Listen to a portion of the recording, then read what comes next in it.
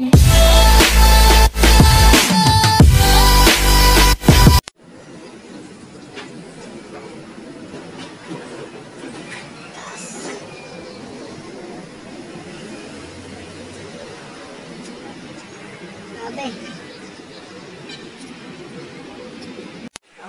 ito po yung ating 3 kilowatt 24 volts off-grid setup.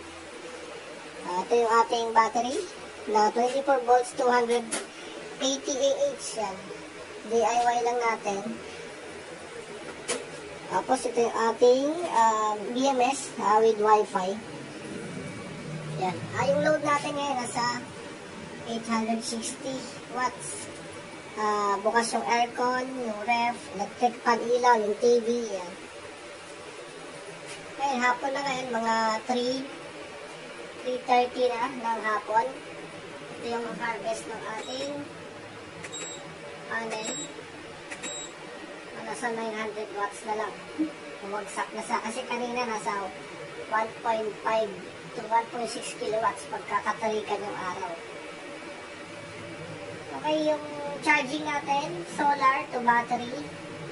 Tapos, ngayon, solar to load.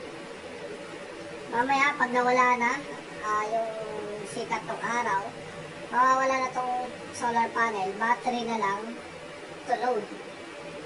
Pero kung malobat na yung battery natin, ito namang AC, ang magbibigay sa load, the same time yung charging ng battery, AC, ang mag-charge.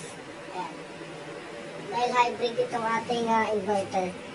Meron tayong ATS for emergency lang to, na in case na walang ma-supply itong ating inverter, meron pa rin Meralco ang magsusupply sa kanya. Ayan.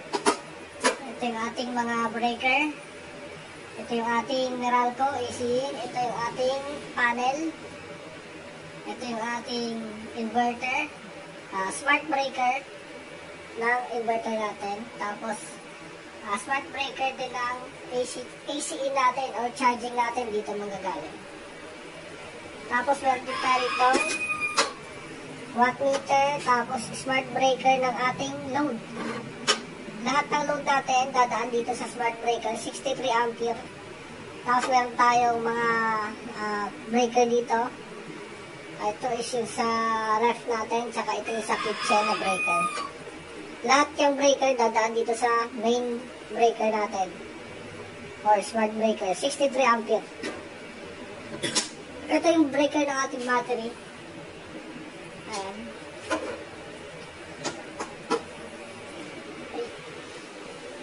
Ito yung ating fan.